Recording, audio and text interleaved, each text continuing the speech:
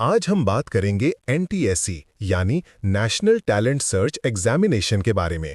इस वीडियो में हम जानेंगे कि एनटीएससी क्या है, इसमें कितना पैसा मिलता है, कौन अप्लाई कर सकता है और इसका सिलेक्शन प्रोसेस क्या है। तो चलिए शुरू करते हैं। सबसे पहले जानते हैं कि एनटीएससी है क्या। इसका पूरा नाम है नेशनल टैलेंट सर्च एग्जामिनेशन, राष्ट्रीय प्रतिभा खोज परीक्षा।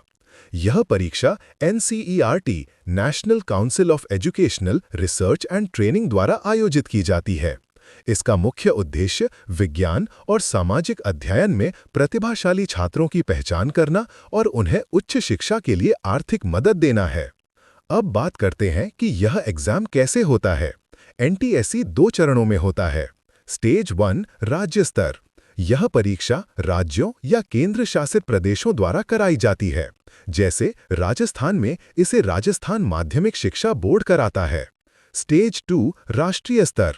जो बच्चे स्टेज 1 पास कर लेते हैं सिर्फ वही स्टेज 2 दे सकते हैं, जिसे एनसीईआरटी खुद कंडक्ट करता है। इस फॉर्म को कौन भर सकता है? जो छात्र अभी 10वीं कक्षा में पढ़ रहे हैं वे इसके लिए पात्र हैं।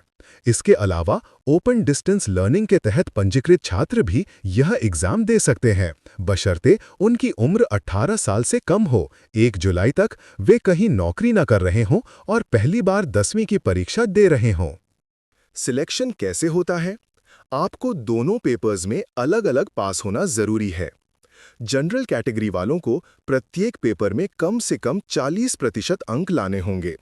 एससी, एसटी और दिव्यांग छात्रों को प्रत्येक पेपर में 32% अंक लाने होंगे।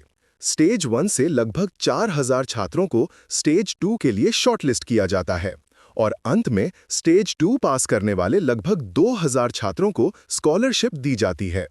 अब आते हैं सबसे काम की बात पर, स्कॉलरशिप कितनी मिलती है। अगर आप फाइनल स्टेज क्लियर कर लेते हैं तो सरकार आपको पढ़ाई के लिए हर महीने पैसे देती है।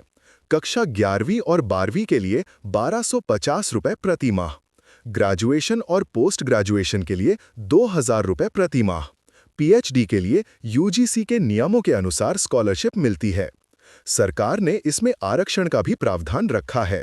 एससी अनुसूचित जाति 15%, एसटी अनुसूचित जनजाति 7.5%, ओबीसी अन्य पिछड़ा वर्ग 27% और दिव्यांग यानी पीएच छात्रों के लिए 4% सीटें आरक्षित हैं। तो दोस्तों, ये थी एनटीएससी से जुड़ी पूरी जानकारी।